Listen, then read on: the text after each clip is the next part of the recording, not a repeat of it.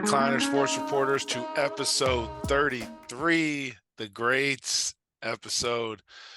This is the Keys to Change podcast brought to you by anythingdisplay.com, upgrading your visual excellence, located in Fort Myers, Florida, for all your trade show, banner, tables, pop-up tents, anything you need to make your business look great.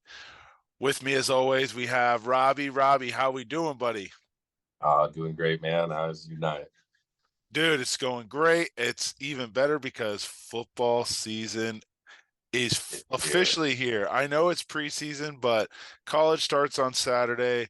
We'll be dropping our Pick'em show. I'll be doing a Pick'em show later this week to let you know on week 0 for college football. Today we'll be talking about NFL, specifically the AFC South, to round out the AFC. And yeah, I'm excited because there is some interesting stuff going on in one of the most interesting divisions in the NFL right now. You can pick any team to win, and people can make an argument for it, and it's valid. Yeah, I think the probably the worst division in football last year, I would say, considering I don't think there was a winning record. I don't think the team that made it even had a 500 record, correct? Yeah. The Bucks made it. So, interesting that is a thing, but it is. So let's go ahead. Let's just jump right in this thing. So the AFC South, we have the Bucks, the Panthers, the Saints, and the Falcons. So again, you say all those teams, and I think each one of them have issues at the main point, which is, I think, the tip of the spear when it comes to all teams, the quarterback. So let's start with the earliest news, because this was breaking news. Tampa Bay Buccaneers, Baker Mayfield, buddy, Money Mayfield is officially being announced as the starter for the Tampa Bay Buccaneers. Fire the cannons for Tampa Bay. I think it's a great move. Look, I love the guy. I think the guy just really hasn't found a spot. I thought Cleveland was going to be that spot, but it wasn't. His game at the Rams, where he went and scored 3 or 4 touchdowns and led them to a victory, was one of the most epic, and you couldn't have felt more happy for a guy. So I'm excited. I think he's going to do good things, but is it enough for the Buccaneers to solidify that team? Do they have enough weapons? Is their defense going to be healthy? What's your thoughts on this? And everybody knows I'm a big Baker fan. I always have been. And I feel like the not naming a starter until today was just a ploy, just playing head games, because the best version of Baker Mayfield is Baker that's got a chip on his shoulder. And I feel like they were just trying to keep that fire lit under him and just keep him going, which, I mean, he's got plenty of reasons at this point to have a chip on his shoulder between what happened, the way things ended in Cleveland. Sucks. I think we did him wrong. And more recent news, supposedly investment firm that both his father and brother work for stole $12 million from him. Wow. And it's a case right now. They're filing a lawsuit about it, but that famous Tony Stark saying, keep your friends close and keep your enemies close, and wait to find out who's worse. And that's messed up, man, especially from your own family. I mean, again, I think that's like a long list of things that you've heard from family members doing that to people, but that $12 million, man, that's a lot of money. That's a lot of money. And again, another reason for you to just got a root for that guy, Baker, man. Yeah. And other thing, man, Mike Evans is just going to put up numbers. Yeah. He said maybe a little shot at Odell, but there was the quote from Baker that Mike Evans is the best number 13 he's ever played with before. Yeah, and bad blood. It just goes out there and he's just consistent and does his job. Yeah, bad blood with him and Odell. That was just a failed Yeah. experiment. Could have been great. Defensively, do the Bucks still have it? They've always been known to have a good stout defense.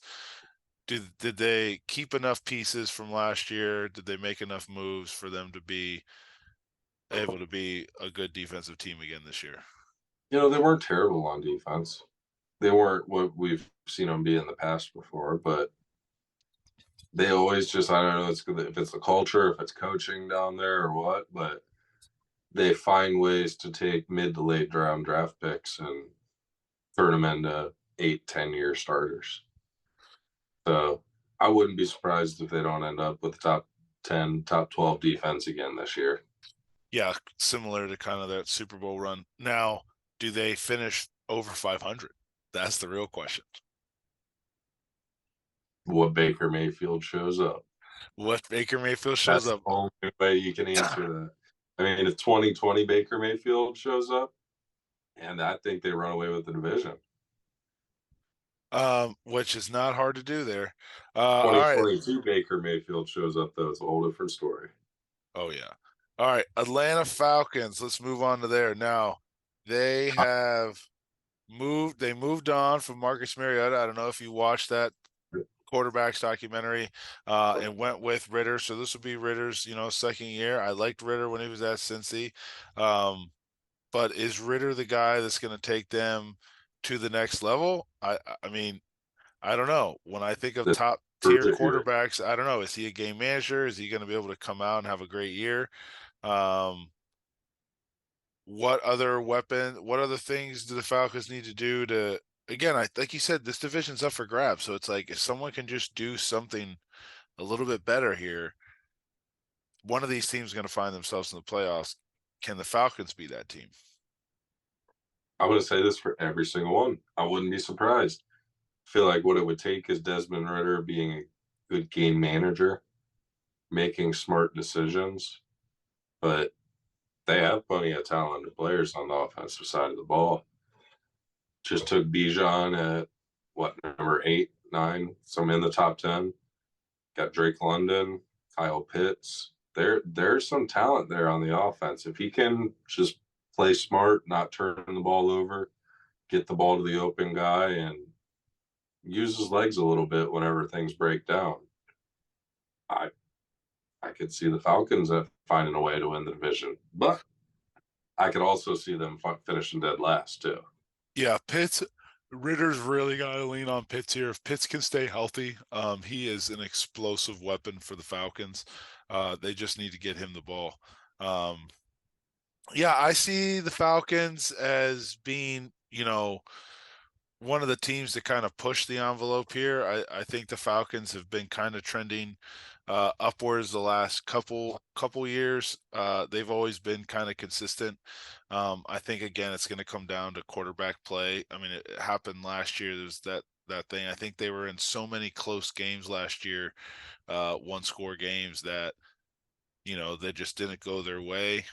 We'll see if it can this year, but I see the Falcons as competing for sure for the top of this division. Like you said, I think you can go down the list, but I think the Falcons actually have a legit shot here. Um, all right, moving on to the Panthers, and we'll keep it quarterbacks, man. Bryce Young. Bryce Young, he's off to an interesting start for his preseason. I saw some videos of him that said Bryce Young looks like the guy at recess quarterback who just throws the ball because with his drops and just catching the ball and throwing it out there. Um, is Bryce Young going to have a similar year that Fields had when Fields' first year with the Bears, Yeah, but or I is don't think Young is the type of athlete Fields is, though, that he can use his legs to save himself that much. Panthers line might be you know, about as bad as Chicago's was at that point. yeah. There aren't a ton of weapons on that offense. Just gave up their number one last year. They do have Laviska Shenault, who's a guy that I'm still waiting on. I thought when he came into the league, he had a lot of athleticism, a lot of skill. I thought he was going to do well. Just hasn't really peaked yet. but I just don't see the Panthers. This is the only team that I would honestly be surprised to see win the division. I do not have high hopes for the Panthers. They have had kind of the last couple years have been just trending further down, really ever since Cam Newton left. Yep. They've been kind of going downhill, and it just keeps snowballing. I mean, they just had a defensive lineman, um, Marquand McCall. He goes from starter to waived in 2 weeks. Like, it sounds like there's just some culture issues that are brewing in Carolina, and there doesn't seem to be a plug for the problem that's going on right now. Yeah. Yeah. Got to get it figured out at the top before you can go Yeah, anywhere. and again, you're talking about a team who were giving up a lot of points on defense last year, and they don't have that good of an offense to kind of keep them in games. And we all They've know traded away their only offensive weapon. yeah, and Only their two. And in a league where defense wins championships, their defense is struggling and offensively, and you can get away with that if you have, a high scoring offense. The Chiefs can get away with that when their defense isn't playing well because you got Pat Mahomes on the other side who can keep the game close. But the Mm-hmm. Panthers don't have Pat Mahomes, and I don't think Bryce Young is going to be the guy to take them there this year. Maybe down the road, but I don't see him taking them there this year. Cool thing is they're probably going to be picking first overall next year, so they can get a good weapon for him if he isn't the one, Go or if with he the is the one. the Bengal strategy, baby. Go with draft points. That's what you got to do when you drafted a good quarterback the year before. You got to draft points the next year. If if he only wins 3 games this year and they're sitting at number one overall, do you pass up on Williams Well, or that's a do you go? really that's a loaded question because Caleb Williams is, that's a dude right there. Yeah, But I think they made their. I mean, but you know what? It wouldn't surprise me if Carolina did that because they're the type of team that would do that. I don't think they should because they clearly have already invested the money in Bryce Young this year. But I could see them making a stupid decision like that. yeah. All Can't right, remember who it was. There was a team that went back to back quarterbacks in the first round the last decade or so. why do I feel like the Browns did that? And I wouldn't be surprised. Well, because Braden Whedon was 28 when we drafted him in the first round, so that doesn't count. I But no, who did? Yeah, you're right. don't know, but I know somebody did. I just can't think who it was. God, it's gonna stump us. Was it the Pat? Oh, who did it? I remember it. You're right. Big news. I feel like it was the Browns. Was it Arizona? Who would that have been? Yes. Josh Murray. Rosen, Kyler Murray. Yeah, there Back you to go. back top 10 first round picks. There it is. There you go. And look how well that's working out for him. Nah. All right. So let's wrap this up with the Saints. Um, New Orleans. I'm not gonna lie. I wish Jameis was still starting. That dude is just I love him. Everything that man. Eat that dub. I just saw a video of him with Jim Harbaugh talking about, being respectful and have you ever gotten in trouble with a coach? And he said, yeah. My coach got mad at me because I laughed at him because he cried. And it's just like, what? Man, Jameis is a national treasure. He He really is the is. beast mode of quarterbacks. So Alvin Kamara, you got Alvin Kamara, you got Derek Carr now with a little bit of chip on his shoulder. I see the Saints here as really now. Again, I said this last year with the Raiders and Derek Carr. I'm a big Derek Carr fan. I see the Saints are actually my pick to win this to win the Mine as division well. this year. Yeah, win the division this Yep. year. Got great Buckeyes out there out wide. If Michael Thomas can stay healthy, can't guard Mike. In their So running I back think we're situation, they're deep at Olave. running. Yeah, they are deep at running back. They just picked up. No, just kidding. I was thinking about that Hunt visit, which still hasn't signed anywhere. I really thought for sure Kareem Hunt was going to be signed by the end of that last week where he had those multiple visits, but still up in the air there. But I'm But going to have to agree with you and go. I think the Saints are my favorite to win this division. they picked I up got, Jamal Williams though. Like, yeah, forget about Hunt. yeah. You got the dude. That was. I think he loved Detroit. I think he did, Oh, and yeah, he he did. was Detroit. Detroit is definitely going to be missing him, and the Saints have picked up, to me, one of the top 5 running backs in the league. Jamal Williams is Whew. absolutely a beast when it comes to running that football, and has one of the greatest quotes that if you're gonna piss on the porch, if you're gonna piss like a puppy, stay on the porch. Literally, like to He this runs day, hard. Cannot I love, question and that. he's a good kid, good guy. He's funny on the camera. So, I mean, Oh you yeah. got him and Alvin Kamara. I mean, that's a great 1-2 punch there. Oh yeah. And I think Carr's got all the weapons around him at this point that he is a great game manager quarterback. I think so. He I think he doesn't is. have, and I know he came out there to play with him, but he doesn't have Devontae Adams that he has to feed the ball to 15, 17, 18 times a game, or he's going to be over there on the sidelines chirping at him Right. and being upset about it. Olave, I think, is going to develop into a quiet superstar in this league. Oh yeah. Not the flashy guy. He's not the guy that's going to be celebrating, chirping, running his mouth, but he just makes plays. And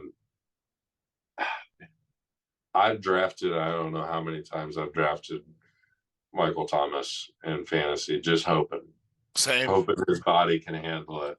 Just give me one more season. He's always good for a game for you. Yeah. And then he gets hurt. Yeah. Like, what was it, last year or 2 years ago? He had like 100 something yards and a touchdown in the first game. Hurt next week in practice, season Yeah. over. That's the only thing with Michael Thomas is, can he stay healthy? But I mean, like you said, Olave, dude, he tore it up for Ohio State, and I think he's just going to translate that right into the league. I think he's, like you said, I wouldn't be surprised. I would say fantasy football, if you can get him, especially like in the later rounds, that's going to be a sneaky good pickup this year. I think he's a really good number wide receiver too in fantasy, depending on how deep the league is. Yeah. But All right. Well, let's go ahead and let's give our predictions for this division. What's your prediction? I'm going New Orleans winning it with a winning record. I think Tampa Bay is going to come in second, sitting right just over, just under, right around 500. I think the Falcons are going to be an extremely fun team to watch this year, but I don't see the consistency being there. See them in the 6, 7 win range, maybe 8, finishing third. And like I said, I think the Panthers could be picking first overall next Yeah. year. I So and I'm right there with you on this one. I think the Saints steal it this year. I think the Bucks, like you said, sit right around 500, but I think the Falcons finished pretty close to the Bucks. I see that actually being a little bit closer. Um, I would take, if I was a betting guy right now, because the Falcons are going to be underdogs a lot. I would bet the Falcons points in a lot of games this year, and if you can tease them, I would definitely tease the Falcons in your best this year. I have a feeling that they're going to be the cover. They're going to cover this year. yeah, I don't, they might not win a lot of games, but they're going to cover this year. you'll be And in then, them. yeah, the Panthers, man, just, I would say go ahead, start deciding who you're taking with your pick next year and deciding whether or not you want to go with Caleb or if you want to get one of these other amazing talents that are going to be coming out of this year's draft. Sorry, Panthers fans, but at least you guys can still wear shorts to game like half the year and Yeah. t-shirts and stuff. So it ain't all that bad. Yeah, just be happy with that, man. Well, don't worry. Everyone's got to go through it. I mean, Yeah.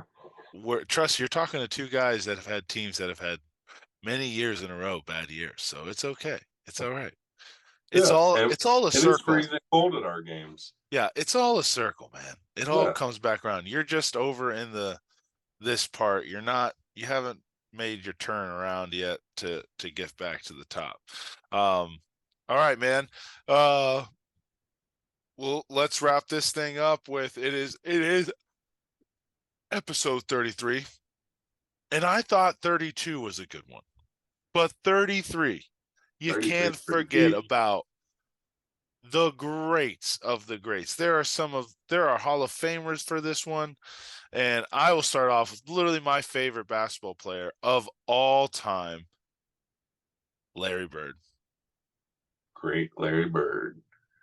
Yeah, the dude shortened his career from shoveling snow. Go out there with a messed up back, tell you he was going to drop 42, do it in the third quarter, and check himself out of the game. The guy was just a legend. Could you imagine Larry Bird, the snippets we would have of Larry Bird playing in 2023? Oh, God, he the world deserves that. he was unreal. Um, And I don't know if you've watched Winning Time yet on the HBO, but the guy that plays him looks so like him in the way that he talks, in the way that they depict Boston in that show is hilarious. Just super racist. They call it like there's magic of leprechauns. It's just like, wow, that is so accurate of how Bostonians are. Like, Yeah. yeah, you can't even like that is spot on. And then you just got Larry Bird with his Budweiser and his chew, just talking crap to Magic. But I think everyone just you loved Larry Bird because he was a hustle player, man. Like he was a Yep. hustler. He was dirty. He was grimy. He played through stuff like that. Um, yeah, man. Larry Bird, one of the all-time great. All right, who's one of your next ones? Man, another great all-time basketball player, Wilt Chamberlain, and The captain. Tony Dorsett, another great 33. Another guy that his career was cut short, Grant Hill. Yes, Big Grant Hill fan as a little kid. he was so good. Shaq also wore 33. Shout out to Shaq again. Yep. Um, Always Jack Daddy.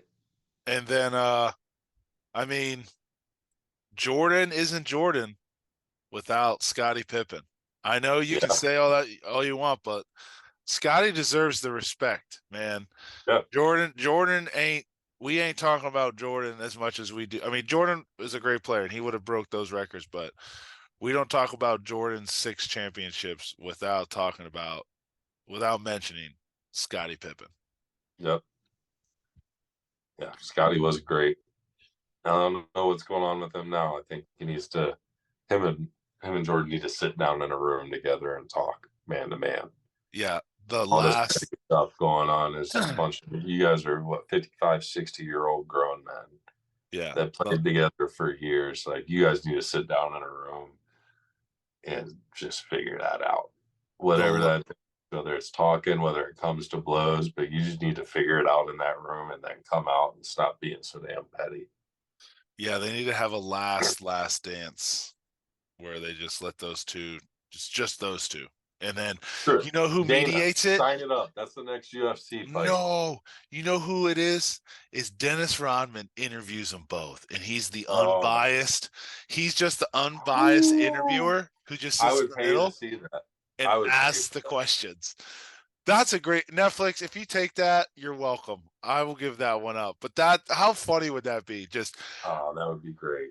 episode where it's just interview Dennis Rodman. He's the interviewer, and the two people he's interviewing are Scotty and Michael, and he's just mediating the room. Oh man, that would you could sell that on pay per view. Yeah. I mean, you are talking about one of the best mediators in terms of Dennis Rodman. I mean, the guy did go to Korea Yeah, and and settle that whole thing. So I mean, the guy, he is like that perfect middle ground, right? Because he's super crazy. So he's not like this way or this way. He's just who he is. So he's gonna see it and tell it exactly how it is. And nobody's gonna want to fight him if he starts telling him to shut up. Yeah, right. Oh man. If you haven't watched that documentary either, Rodman's documentary on ESPN, that's another absolute great story right there. Well, 33 once again, man. I'm some good ones, dude. Those were just some. I mean, the last couple, 32 and 33, have been super exciting. And you know what, man? It's so awesome just to know like that we're on episode 33, dude. This has been fun, and we were saying this before. It's like we've been kind of just getting through these last episodes, like with sports news, just pop culture. But dude, it's football season. Oh, it's back. It's football Uh, season. get When we ready for started, longer yeah, episodes. when we started this thing, we were starting right in the playoffs, so we had stuff that we love to talk about. And not that I don't love talking about baseball or hockey, but there is just something different that gets your juices flowing for some good old fall football. And we are now just hitting the stride in there, and it's season, baby. Fire up the crock pots, dude. The fall is the best time of the year. You have all three major sports going. Regular season baseball, unless you're going to a game, is it's boring a lot of times. Yeah, Playoff baseball is a whole different atmosphere. It's a whole different thing. You got football season going, and then shortly after comes the start of the NBA. So you got them all three at once. It's my favorite time of the year. it's The the weather best. starts getting a little bit cooler. You start smelling the leaves like changing, and like, yeah, I love the fall, man. Best time of year. All Oh right, yeah, buddy. Well, thanks for tuning in, everybody. Robbie, thank you as always. You're the man, dude. always a Stay blast. stay vibing up there in the good old Ohio. I'm gonna be seeing you soon. Heck, Coming out yeah, man. I shortly, can't. man. And if you we'll be at the Bengals Browns September 10th at in Cleveland. So if you see us and stop by and say keep the change to us, we will make sure to get you an alcoholic beverage on us. Thank you all so much. We love you all, and safe weeks this week, and good luck to you if you're betting college football. And don't forget to tune in later this week. I'll be dropping my college sports pick'ems along with my knockout bets podcast, which I'll also be doing for this weekend's fights. um all right, thank you all again. Make sure to hit that like and subscribe, and as always, keep the Keep change. the change.